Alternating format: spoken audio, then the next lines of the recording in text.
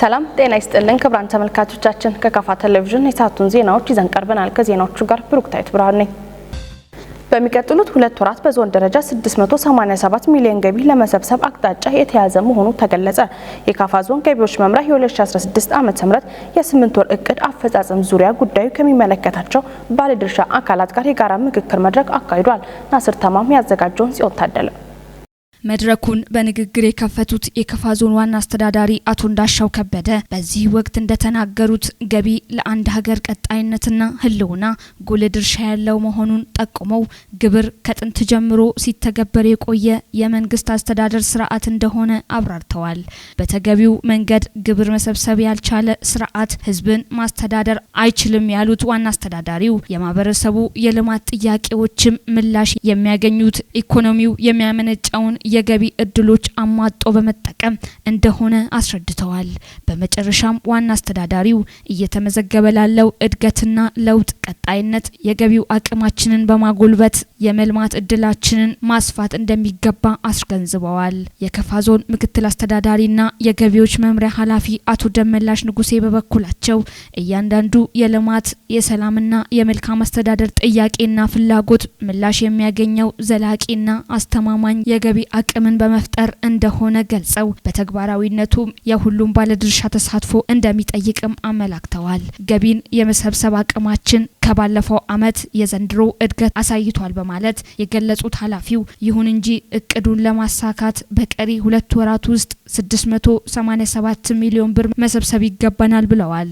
በአንዳንድ ወረዳና ከተማ አስተዳደሮች ውስጥ በእለት ገቢ ሰብሳቢዎች እጅ የሚገኘው ካርኒ ኦዲት ተደርጎ በወቅቱ አለመሰብሰቡን አቶ ደመላሽ ገልጸው ይህም በ8 ወራት ውስጥ ከታዩ የእቅድ አፈጻጸም ችግሮች አንዱ እንደሆነም አብራርተዋል።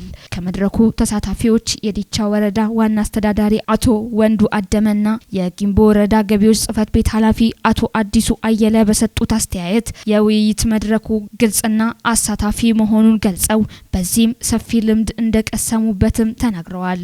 አጠቃላይ በመድረኩ የቀረበውን ሪፖርት ስንመለከት በቀሪ 3 ወራት ምን ተግባር እንፈጽማለን በአስቸኳይ የመሰብሰብ ስራ ላይ ለመግባት ወሳኝ የሆነ መድረክ ነው ብዬ ነው ወስደው። ከዚህ ባለፈ መድረኩ ላይ የሚነሱ የተለያዩ ሀሳቦች አሉ። ያው እንደምታውቀው ገቢን መሰብሰብ ካልቻለን የማህበረሰቡን ተገቢ የሆነ ጥያቄ መመለስም እንደማይቻልም ሰነዱ በትክክል ያስቀምጣል። እኛም ይሄን መነሻ አድርገን ነው የገቢ ስራ ላይ እየሰራን ያለነውና አጠቃላይ አሁን ባለን በ8 ወር አፈጻጸም ላይ እንደ ወረዳችንም እንደ ዞንም ሲታይ የገቢ አፈጻጸማችን በተፈልገው ልክ አልሄደም። ቢያንስ አሁን በ8ኛው ወር ላይ ወደ 70% አካባቢ ላይ ነው መሰብሰብ አቅማችን አሳድገን መገኘት ያለብን። እንደ ወረዳችን አሁን 61% ላይ ያለንበትም ስናይ ቀጣይ ባሉን 3 ወራት መካከል ተረባርበን ወደ 100% የመሰብሰቡ ጉዳይ ላይ ትልቅ መልእክት ያስተላለፈ መድረክ ነው የሚል ነገር ነው። የዛሬው የ8 ወር አፈጻጸም መድረክ በዞን ደረጃ መደረጉ ጥሩ መነቃቃትን ይፈጥራል የሚል ግምት ነው የምንወስደው። አሁን ምናልባት ካለንበት የእቅድ አፈጻጸም አንጻር የተሻለ ቢሆንም ነገር ግን ከዚህ በላይ በጣም ተስፈንጥሮ መሄድ ያስፈልጋል ማለት ነው። አሁን ያለንን የኢኮኖሚ ችግሮችን ለመቅረፍ የተለያዩ መሰረተ ልማት ፍላጎቶችን ለማሳካት ያጎደልናቸውን ቦታዎች ለይተን የገቢ ምንጫችንን በአግባቡ ለይተን ወደ ተግባር እንድንገባ ጥሩ አመላካች መድረክ ነው የምንለው። አስተያየት ሰጪዎቹ አክለውም ባለፉት 8 ወራት የገቢ አቅማቸውን ለማሳደግ ያከናወናቸውን ተግባራትም ገልጸዋል። የወረዳውን ገቢ ለማጠናከር ያሉን አቅሞች መለየት ነው ዋናው ነገር። በሪሱ መሰብሰብ አካባቢ ኮዶችን ለይቶ መሰብሰብ ላይ ነው ትኩረት አድርገን እየሰራን ያለነውና ገቢን አሁን 70% ላይ ቅድም እንዳልኩ መድረስ አለብን ብለን ስንናገር ገቢ ኮዶችን ለይቶ መሰብሰብ ላይ ያሉ ችግሮች አሉ። እነዚህን ባለን መድረክ ላይ በፈጠርነው መድረክም አጠቃላይ እንደ ወረዳችን ያሉን አጠቃላይ ኮዶችን ለይቶ ገቢን ከማሰባሰብ አኳያ መድረክ ፈጥረናል። የባለሙያም ስምሪት ሰጥተን እየተንቀሳቀስን ያለንበትም ነገር አለ። መምህራኖች በዞኑ በሚከናወኑ የልማት ተግባራት ላይ የድርሻቸውን መወጣት እንዳለባቸው የካፋ ዞን ዋና አስተዳዳሪ አቶ እንዳሻው ከበደ አሳሰቡ። የካፋ ዞን መምህራን ማህበር የ2016 ዓመተ ምህረት 29ኛ መደበኛ ጉባኤውን በቦንጋ ከተማ አካሂዷል። ለዝርዝሩ ምረት አብራኑ ከዛሬ 75 ዓመታት በፊት በ1941 ዓመተ ምህረት እንደ ሀገር የመምህራን ህብረት በሚል ስያሜ የተቋቋመው ማህበሩ ከፌዴራል ጀምሮ እስከ ትምህርት ቤት መዋቅር ያለው የሙያ ማህበር ነው። ማህበሩ የአባላቱን መብትና ጥቅም ከማስከበር ጎን ለጎን የትምህርት ጥራት እንዲጠበቅ እየሰራም ይገኛል። በመድረኩ ተገኝተው ንግግር ያደረጉት የከፋ ዞን ዋና አስተዳዳሪ አቶ እንዳሻው ከበደ መምህራን ከመማር ማስተማር ጎን ለጎን በተለያዩ የልማት ስራዎች እየተሳተፉ ነው ብለው ይህም ተጠናክሮ መቀጠል አለበት ብለዋል። መምህራን ከትምህርቱ ስራ ባሻገር ከልማቱ ጋርም በቀጥታም በተዘዋዋሪም ቁርኝት ያላቸው ናቸው። ስለዚህ በየትምህርት ቤት ያለው የትምህርት ቤቱ ተግባር ሊሟላ የሚችልበት ሁኔታ እንዲኖር የጉልበት፣ የእውቀት፣ የገንዘብ ድጋፍ እያደረጉ ያሉበት ሁኔታ ነው ያለው። ባሉበት ቀበሌ ባሉበት ከተማ የልማት ጥሪ ሲደረግ እንደዚሁ በጎ ተሳትፎ እያደረጉ ያሉበት ሁኔታ ነው ያለውና ለዞናችን ልማት ለዞናችን እድገት ማንም መጥቶ ሊያለማ የሚችልበት ሁኔታ የለም። ሁላችንም በጋራ ተገናኝተን የድርሻችንን መወጣት የሚችልበት ሁኔታ እንዲኖር ተጠናክሮ መቀጠል የሚችልበት ሁኔታ መኖር መቻል አለበት። የልማት የአካባቢው መልማት ጉዳይ የኮምፒቲሽን ጉዳይ ከሌላ ዞን ጋር የመወዳደር ከሌላ ሀገር ጋር የመወዳደር በአገር ደረጃ ሊመጡ የሚችሉ ጥቅሞችን የመጠቀም ለትውልድ ጥሩ መሰረት የማስተላለፍ ጉዳይ ነው የሚሆን። አሁን ያለው ትውልድ የመጠቀም ጉዳይ ነው። ምክንያቱም ያለፉ የተወዘፉ ያልመጡ ልማቶች አሉ። እኛ ደግሞ አሁንም የተወዘፈ ችግር ለትውልድ ማስተላለፍ ሳይሆን በምንችለው መልኩ የተሻለ ነገር ማስተላለፍ የምንችልበት ሁኔታ ካለ ትውልዱ ካለበት ይዞ ወደፊት ደግሞ ወቅቱና ዘመኑ የሚጠይቀውን ልማት ሊያመጣ የሚችልበት ሁኔታ እንዲኖር ያደርጋልና በዚህ በኩል አሁንም ድርሻው እየጎላ ሊሆን የሚችልበት ሁኔታ እንዲኖር ማድረግ የሚያስፈልግ ነው የሚሆነውና ማጠናከር ያስፈልጋል። የልማትን ጉዳይ ጎን ለጎን ማየት ያስፈልጋል። ከኛ ምን ይጠበቃል የሚል ነገር ምናልባት ከዚህ ጋር ተያይዞ የቦንጋን ከተማ መልሰው ማልማት ጥሪ በምናቀርብበት ሰዓት በጣም በርካታ መምህራን ለዚህ በጎ ምላሽ በመስጠታቸው አሁን ለደረስንበት ከ113 ሚሊዮን ብር በላይ ለቦንጋ ከተማ ለማሰባሰብ የቻልንበት ሁኔታ ነው ያለውና ይህን ያደረጉትን መምህራን ይህን ያስተባበሩትን አካላት አሁንም በዞኑ አስተዳደር ስም ልባዊ ምስጋናን ማቅረብ እወዳለሁ። የከፋ ቴሌቪዥንም ከማህበሩ አባላት የማህበሩ ሰብሳቢና የከፋ ዞን ትምህርት መምሪያ ኃላፊ ጋር ቆይታ አድርጓል። በቆይታችንም ያነጋገርናቸው ስለ ማህበሩ ተከታዩም ብለዋል።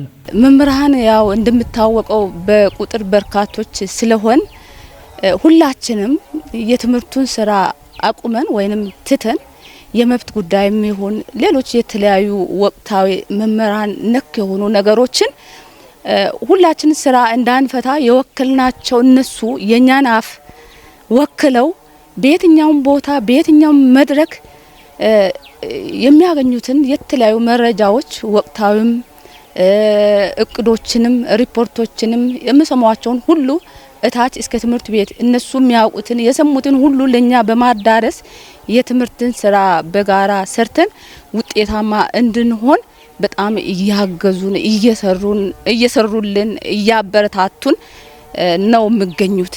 መምህራን ማህበሩ እንግዲህ ከታለመለት አላማና ካስቀመጠው ግብ አንጻር የትምህርትን ስራ በተሳካና በተሳለጠ መንገድ እንዲሄድ ከመርሱ አባላት ጋር አብሮ ተግባብቶ እንዲሰሩ ማድረግም አንዱ አላማ ነው።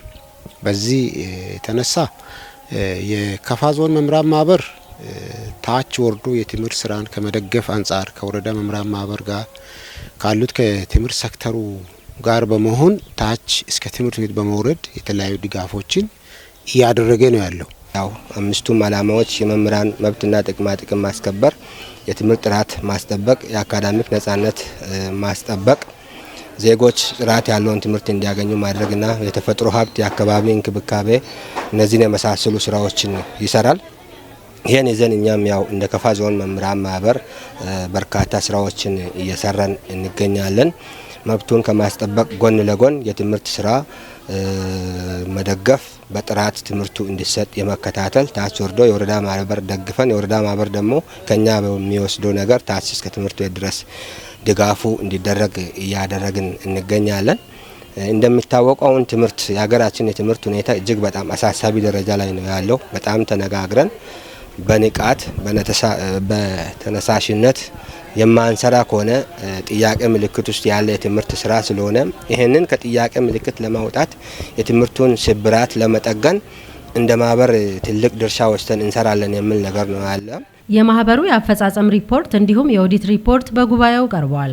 የከፋ ዞን ትምህርት መምሪያ ኃላፊ አቶ ተፈሪ ታደሰ እንዳሉት መምህራን ለትምህርት ጥራት መጠበቅ ያላቸው ድርሻ የማይተካ ነው ብለዋል። በዋነኝነት ግዴታ ከመወጣት አንጻር ምን ያክል ሄደናል፣ መብትን ከማስጠበቅ አንጻር ደግሞ የዞኑ መንግስት ድርሻውን በምን ደረጃ እየተወጣ ነው የሚለውን ነገር ነው የሪፖርቱም አካል ሆኖ ለቤቱ ቀርቦ ውይይት እየተደረገበት ያለው። ስለዚህ አጠቃላይ የትምህርት ስብራቱን ኦር ደግሞ አሁን የነበርንበትን ውድቀት ለመቀየር በሚያስችል መልኩ መምህራን ሚናቸውን በአግባቡ መወጣት መቻል አለባቸው የሚለው የቤቱ ሰፊውን ሰዓት የያዘው ሀሳብ ነው። መምህራን የክፍል ውስጥ መማርና ማስተማሩ ሂደቱን በበላይነት በዋነኝነት መምራት ሲችሉ ተማሪው በትክክሉ እውቀት ያለው ክህሎት ያለው ለሀገር የሚያስብ ሀገሩን የሚወድ ዜጋ ሊፈጠር የሚችለው ቀጥታ ከመምህራን በሚያገኘው እውቀት ላይ የተመሰረተ ስለሆነ መንግስት በመምህራን ልማት ላይ የሚሰራውን ስራ በዋነኝነት ኃላፊነት ወስዶ እንዲሰራ ቤቱ አሳስቧል። ስለዚህ በተለያየ ሞዳሊቲ የመምህራን የማልማት ስራ መንግስት ኃላፊነት ወስዶ ይተገብራል። ከቅርብ ጊዜ ወዲህ ደግሞ በዞናችን እየተፈጠረ ያለው የተወሰኑ ወረዳዎች ጋር ከበጀት ውስንነት ጋር ተያይዞ ደሞዝ በአግባቡ ያለ መከፈል ችግር አንዱ ሁኔታ ነው። ይሄን ካለን 17 መዋቅሮች ውስጥ በገዋታና ባዴው እንደ ሌሎች ወረዳዎች ጊዜውን በጠበቀ መልኩ መምህሩ በአግባቡ ስራውን ብቻ አስበው ስራውን ውጤታማ ሆኖ እንዲሰራ ደሞዝ ሰብአዊ ጉዳይ ስለሆነ ደሞዝን በወቅቱና በጊዜ ያለ መክፈል ሁኔታ ታይቷል። ስለዚህ ይሄም ሰፊ ከባለድርሻ አካላት ጋር ዳግም መድረክ ተፈልጎለት ውይይት የሚጠይቅ መሆኑን በውይይቱ ተነስቷል። ሌላው ጉዳይ ሌሎች ባለድርሻ አካላት አሁን ያለውን የትምህርት ስርዓት ለመጠገን ምንድነው ኃላፊነት እየተወጡ ያሉ የሚለው ነገር ከመምህራን ባሻገር ደግሞ ችግሮች በካፋ ዞን ግብርና አካባቢ ጥበቃና ህብረት ስራ መምሪያ ኃላፊ አቶ ጋው አባመጫ የተመራ ቡድን በጊምቦ ወረዳ በተለያዩ ቀበሌዎች የተሰሩ የልማት ተግባራትን ጎብኝቷል። ተጨማሪ ያለን በወረዳው በያቤኪቻ፣ ወላጋ፣ ኩቲ፣ ኪጮ፣ ሀማኒና ሾምባክ ጭብ ቀበሌዎች በመስኖ እየለማ የሚገኘውን የበጋ መስኖ ስንዴ፣ የጓሮ አትክልት፣ የችግኝ ጣቢያ፣ የተቋማት ግንባታና በቨርሚ ኮምፖስት ዝግጅት በመስክ ምልከታው ተካተዋል። የግብርና ዘርፍ ውጤታማ እንዲሆን በመስራት ሁለንተናዊ እድገት ማረጋገጥ ከሁሉም አካላት ይጠበቃል ያሉት የዞኑ ግብርና አካባቢ ጥበቃና ህብረት ስራ መምሪያ ኃላፊ አቶ ጋዎ አባመጫ በወረዳው የሚታዩ የልማት ተግባራትና የተቋማት ግንባታ እንቅስቃሴ በአርአያነት መወሰድ እንዳለባቸው ገልጸዋል። በጉብኝቱ ወቅት መልእክታቸውን ያስተላለፉት የወረዳው ዋና አስተዳዳሪ አቶ ትብብሩ አሰፋ አርሶ አደሩና ወጣቱ ከመስክ ምልከታው ያገኙትን ተሞክሮ በመውሰድ በግብርና ዘርፍ እየታዩ ያሉ ችግሮችን ለመቅረፍ እንዲሰሩና ኑሯቸውን ማሻሻል እንዳለባቸው ጠቁመዋል። አስተያየታቸውን ያጋሩ የጉብኝቱ ተሳታፊዎችም ከተመለከቷቸው የልማት ስራዎች ተግባራዊ ትምህርት ማግኘታቸውንና ለቀጣይ ስራ ተነሳሽነት እንደፈጠረላቸው ገልጸዋል። የክልሉ ፍትህ ቢሮ የ2016 በጀት ዓመት የግማሽ ዓመት ተግባር አፈጻጸም ባለድርሻ አካላት በተገኙበት በሚዛን አማን ከተማ የግምገማ መድረክ አካሂዷል። በመድረኩ በሙስና የተመዘበረ ከ3.1 ሚሊዮን ብር በላይ የመንግስት ሀብት ማስመለስ መቻሉም ተገልጿል። ዘገባውን ከሚዛን አማን ያደረሰን ባልደረባችን በላቸው በላይ ነው። ክፍል ያለው የክልሉ ፍትህ ቢሮ የ2016 በጀት ዓመት የግማሽ ዓመት ተግባር አፈጻጸም የግምገማ መድረክ ባለድርሻ አካላት በተገኙበት በሚዛን አማን ከተማ ተካሂዷል። በመድረኩ ተገኝተው የመክፈቻ ንግግር ያደረጉት የቢሮ ኃላፊው አቶ እሸቱ ጎዴቶ የክልሉ የፍትህ ዘርፍ ተቋማት በክልሉ ውስጥ ውጤታማ የፍትህ ግልጋሎት በመስጠት የህብረተሰቡን እርካታ ለማሳደግ የሚያስችል ተግባራትን እያከናወኑ ነው ብለዋል።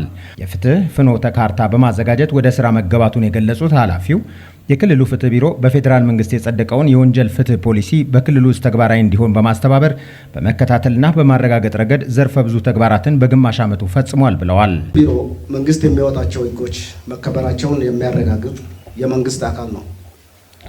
ህግን የተላለፉ ሰዎችን ለህግ በማቅረብ ህግና ስርዓት በህብረተሰቡ ውስጥ እንዲሰፍን ማድረግ ዋነኛ የፍትህ ቢሮ ተግባር ነው። ሰው ልጅ የተሟላ ስብዕና የሚኖረው ሰላምና የተረጋጋ ህይወት የሚያገኘው በልማትም ዘርፍ ምርታማ ዜጋ የሚሆነው ሰብአዊ መብቶቹ በተሟላ ሁኔታ ሲከበሩለት መሆኑ በታሪክ የተረጋገጠ እውነት ነው። በዚሁ መሰረት ለክልሉ ፍትህ ቢሮ በአዋጅ ቁጥር 16/2015 በርከት ያሉ ስልጣንና ተግባራት ተሰጥተዋል። ከዚህም ውስጥ በህግ ጉዳዮች የክልሉ መንግስት ዋና አማካሪና ዋና ተወካይ ሆኖ ከመስራት አኳያ የክልሉን መንግስት በማማከርና በመወከል የወንጀልና ፍትሐብሔር ጉዳዮችን በመከራከር ላይ እንገኛለን። በፌዴራል መንግስት የጸደቀውን የወንጀል ፍትህ ፖሊሲ በክልሉ ውስጥ ተግባራዊ እንዲሆን ከማስተባበር ከመከታተልና ከማረጋገጥ አኳያ ዘርፈ ብዙ ተግባራትን ስንፈጽም ቆይተናል። የወንጀል ምርመራ ዘርፍም ምርመራውን ከፖሊስ ጋር በጋራና በሕጉ መሰረት በበላይነት እየመራን እንገኛለን። ቢሮ በልዩ ልዩ የወንጀልና ፍትሐብሔር ጉዳዮች የክልሉን መንግስት ወክሎ በመከራከር ፍትህ እንዲሰፍን በሕግ የተጣለበትን ኃላፊነት በብቃት እየተወጣ መሆኑንም አክለዋል። በዚህም በሙስና የተመዘበረ ከ3.1 ሚሊዮን ብር በላይ የመንግስት ሀብት ማስመለስ መቻሉንም ተናግረዋል። ትኩረት የሚሹ የሙስና ወንጀልን በሚመለከትም የሙስና ወንጀልን የዓለም አቀፍ ህብረተሰብን ከጊዜ ወደ ጊዜ እያሳሰበ የመጣ ወንጀል ከመሆኑም በላይ የወንጀሉ አፈጻጸም ከጊዜ ወደ ጊዜ እየተባባሰና የውስብስብነት ባህሪው ከአንድ አካባቢና ቦታ የማይወሰን ወንጀል በመሆኑ ትኩረት ሰጥተን እየሰራን እንገኛለን።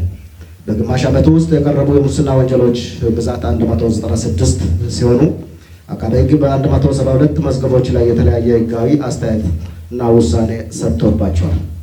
በሙስና የተመዘበረ የመንግስት ሀብት እና ንብረት በማስመለስ ረገድ የሙስና ወንጀል ክስ ቀርቦ የጥፋተኝነት ውሳኔ በተሰጡባቸው መዛግብት ላይ ብር 3,100,487 ለመንግስት ገቢ ሆኗል። በተጨማሪም 46 ሄክታር የገጠር መሬት የማሳገድና የማስመለስ ስራ የተከናወነ ሲሆን 447.5 ካሬ ሜትር ላይ ያረፉ 2 የከተማ መኖሪያ ቤቶች የማሳገድ ስራ ተሰርቷል። የማጥራት ምጣኔው ከዚሁም ተነስቶ 87.7 እና የማስቀጣት ምጣኔ 88% ለማድረስ ተችሏል።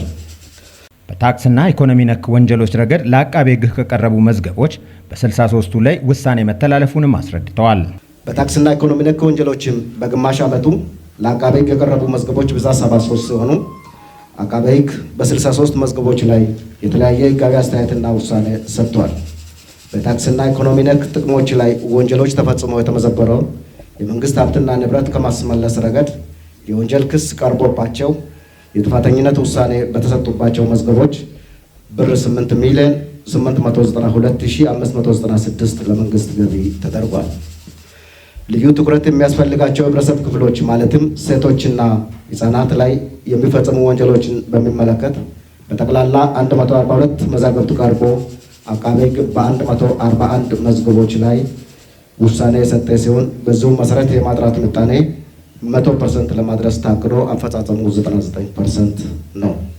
የወንጀል ምርመራ መዛግብትን የማጥራት ምጣኔን በሚመለከት በግማሽ ዓመቱ በአጠቃላይ ለአቃቤ ሕግ የቀረቡ መዝገቦች ብዛት 5140 ሲሆን ከዚህ ውስጥ አቃቤ ሕግ የተለያየ ሕጋዊ አስተያየትና ውሳኔ የሰጡባቸው መዝገቦች 4867 መዝገቦች ናቸው። ከዚህም አንጻር የማጥራት ምጣኔ ወይም ክሊራንስ ሬት 97.5% ለማድረስ ታቅዶ አፈጻጸሙ ከእቅዱ አንጻር 94.6% ነው። በፍትሐብሔር ጉዳይ የወንጀል የመንግስት መስሪያ ቤቶች ከሳሽ የሆኑባቸው መዝገቦች 679 መዝገቦች ሲሆኑ የያዙት ገንዘብ መጠን 62,613,363 ብር ከ60 ሳንቲም ነው።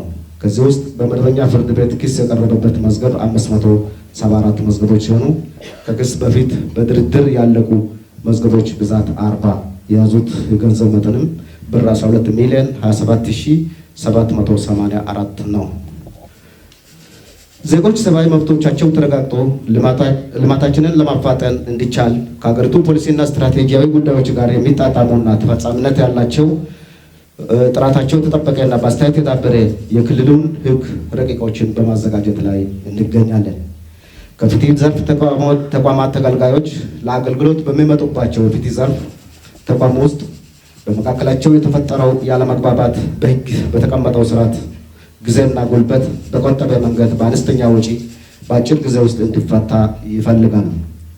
በተጨማሪም ተገልጋዮች ለዘርፉ ተቋማት የሚሰጠውን አገልግሎት ከአድሎ ከጉቦና ከሙስና እንዲሁም ሌሎች የስነ ምግባር ጉድለቶች የጸዳ በቅንነት ፍትህ የሚሰፍንበትን ሁኔታ ይፈልጋሉ። ከዚህ አንጻር በሀገራችን ፍትህ ዘርፍ ተቋማት ተገልጋዮች የአገልግሎት እርካታ በተመለከተ በተለያየ ጊዜያት በተደረጉ ጥናቶች እንዲሁም የተለያዩ አጋጣሚዎች በሚፈጠሩ የህዝብ መድረኮች የሚሰነዘሩ አስተያየቶች የሚያሳዩት ከዘርፉ አገልግሎት አሰጣጥ ስርዓት፣ የአገልግሎት ጥራት፣ የስነ ምግባር ጉድለት ወዘተ ከፍተኛ የሆነ የህብረተሰብ ሮሮና ስሞታ መኖሩን ነው። በሴቶችና ህጻናት ላይ የሚፈጸሙ ወንጀሎችን ከመከላከል አኳያ በግማሽ የበጀት ዓመቱ በ141 መዝገቦች ላይ ምርመራ ተጣርቶ ውሳኔ መተላለፉንም አስረድተዋል። ከዚህም የተነሳ ዘርፉ ተቋማት ላይ ያለው ህብረተሰብ አመኔታ የተሸረሸረ መሆኑ መገንዘብ አዳጋች አይሆንም። በመሆኑም የፍትህ ዘርፍ ተቋማት ውስጥ የሚታዩ ችግሮችን በመቅረፍ የህብረተሰቡን ፍላጎት ለማርካት ጠንካራና የማያዳግም መሰረታዊ የሆነ ለውጥ ስራ ማካሄድ አስፈላጊ ያደርጋል። በዚሁም መነሻ እንደ ሀገር ፍትህ አገልግሎት አሰጣጥ ስርዓት ለማሻሻል ሀገራዊ ፍትህ ዘርፍ ትራንስፎርሜሽን እቅድ ወጥቶ በትግበራ ላይ ይገኛል። የክልሉ ፍትህ ዘርፍ ተቋማትን በክልሉ ውስጥ ፈጣን፣ ቀልጣፋ፣ ውጤታማና ወጪ ቆጣቢ የሆነ አገልግሎት በመስጠት የህብረተሰብን እርካታ የሚያሳድግ ፍትህ ስርዓት ለመፍጠር የሚያስችልና የክልሉን ነባራዊ ሁኔታ መነሻ ያደረገ ክልላዊ የ3 ዓመት የፍትህ ዘርፍ ትራንስፎርሜሽን እቅድ ወይም ፍኖተ ካርታ አዘጋጅተን ከባለድርሻ አካላት ጋር ተወያይተን ወደ ስራ ገብተናል። የመንግስት ተቋማት ከሳሽ የሆኑባቸውን የፍትሐ ብሔር መዝገቦች በመከታተል ሀብት የማስመለስ ተግባር ትኩረት የሚሰጠው ጉዳይ መሆኑን የጠቆሙት የቢሮ ኃላፊው የዜጎችን ሰብአዊ መብት በማረጋገጥ ዘላቂ ልማት ለማፋጠን በአጽንኦት እንደሚሰራም ተናግረዋል። በጉባኤው የየዞኖቹ የግማሽ በጀት ዓመት የዕቅድ አፈጻጸም ቀርቦ ውይይት ተደርጎበታል። በመድረኩ የክልሉ ጠቅላይ ፍርድ ቤት ፕሬዝዳንት አቶ ቆጭቶ ገብረ ማርያም፣ የቢሮ ኃላፊው አቶ እሸቱ ጎዴቶን ጨምሮ ሌሎች የቢሮ ኃላፊዎችና ከ6ቱም ዞን የመጡ የመምሪያ ኃላፊዎች ተሳታፊ ሆነዋል። በዘንድሮ የአረንጓዴ አሻራ መርሃ ግብር 6.3 ቢሊዮን ችግኞች ለተከላ መዘጋጀታቸውን ግብርና ሚኒስቴር አስታወቀ። ይህንንም ተከትሎ እስካሁን 6.3 ቢሊዮን ችግኞች ለተከላ መዘጋጀታቸውና ቀሪ ችግኞች ደግሞ በቀጣይ ወራት ለማዘጋጀት በትኩረት እየተሰራ መሆኑን ሚኒስቴሩ አስታውቋል። ከኢትዮጵያ ዜና አገልግሎት ድርጅት ለተገኘ ዘገባ ክፍል ያለው በሚኒስቴሩ የተፈጥሮ ሀብት ልማትና አጠቃቀም መሪ ስራ አስፈጻሚ ፋኖሴ መኮንን ለኢዜአ እንደገለጹት በመጪው የክረምት ወቅት 6.5 ቢሊዮን ችግኞችን ለመትከል ታቅዷል። በዘንድሮ የአረንጓዴ አሻራ መርሃ ግብር ከሚተከሉ ችግኞች ውስጥ 60 በመቶ የሚሆኑት ዘርፈ ብዙ ጠቀሜታ ያላቸው ናቸው። እነዚህም የፍራፍሬ ችግኞች፣ ለእንስሳት መኖ የሚውሉና ለአፈርና ውሃ ጥበቃ ስራ አስተዋጽኦ የሚያደርጉ መሆናቸውን ገልጸዋል። ቀሪ 40 በመቶ የሚሆኑት ችግኞች የአየር ንብረት ለውጥ ተጽዕኖን ለመከላከል የሚረዱ የደን እጽዋቶች ወይም አገር በቀል የዛፍ ችግኞች መሆናቸውንም ጠቁመዋል። የችግኝ ተከላ መርሃ ግብሩን ውጤታማ ለማድረግ የችግኝ መትከያ ጉድጓዶችን በበቂ ሁኔታ ከወዲሁ እየተዘጋጁ መሆኑንም ነው ያብራሩት። በጠቅላይ ሚኒስትር ዶክተር አብይ አህመድ ሀሳብ አመንጭነት በተጀመረው የአረንጓዴ አሻራ መርሃ ግብር እስካሁን ከ32.5 ቢሊዮን በላይ ችግኞች ተተክለዋል። በቀጣይ 3 ዓመታት ደግሞ 17.5 ቢሊዮን በመትከል 50 ቢሊዮን ችግኞችን በ8 ዓመታት ውስጥ ለመትከል እቅድ ተይዟል። እስካሁን ለተተከሉት ችግኞች በተደረገው ክትትልና እንክብካቤ የችግኞቹ የጽድቀት መጠን ከ90 በመቶ በላይ መድረሱን ጠቅሰዋል። ችግኞቹ የአየር ንብረት ለውጥን በመቋቋም እንዲሁም ደርቀው የነበሩ ሐይቆች ጭምር ውሃ መያዝ እንዲጀምሩ ማስቻሉንም ገልጸዋል። መርሃ ግብሩ ለበርካታ ዜጎች የሥራ ዕድልን በመፍጠርም ትልቅ አስተዋጽኦ ማድረጉንም ተናግረዋል። ኢትዮጵያ እያካሄደች ያለው የአረንጓዴ አሻራ መርሃ ግብር የአየር ንብረት ለውጥን በመከላከል ለሌሎች ሀገራት አርአያ እንዲሆን ማስቻሉንም ጠቅሰዋል። ኢትዮጵያ በምስራቅ አፍሪካ ቀጠና የጋራ ልማት፣ ዘላቂ ሰላምና የንግድ ትስስር ለመፍጠር የምታደርገው ጥረት ተጠናክሮ እንደሚቀጥል ተገለጸ። ምረት ማሙ ተጨማሪ አላት።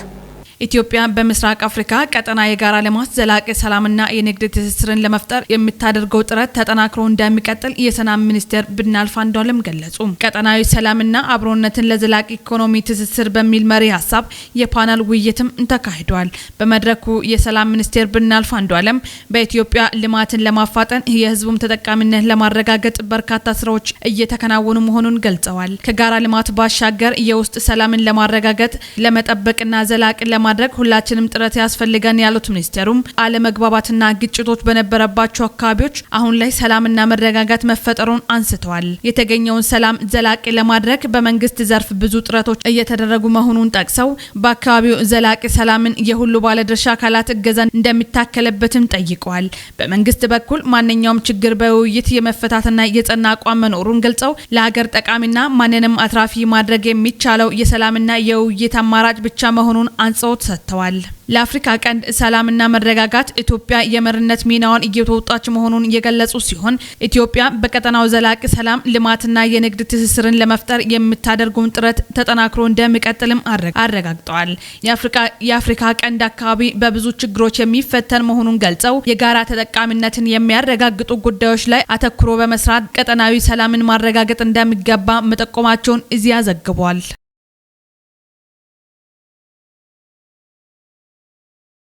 በበልግ ወቅት ከመደበኛ ያለፈ የዝናብ መጠን ሊኖር ስለሚችል ይህንን ተገንዝቦ ህብረተሰቡ አስፈላጊውን ጥንቃቄ እንዲያደርግ የኢትዮጵያ ሜትሮሎጂ ኢንስቲትዩት አሳሰበ።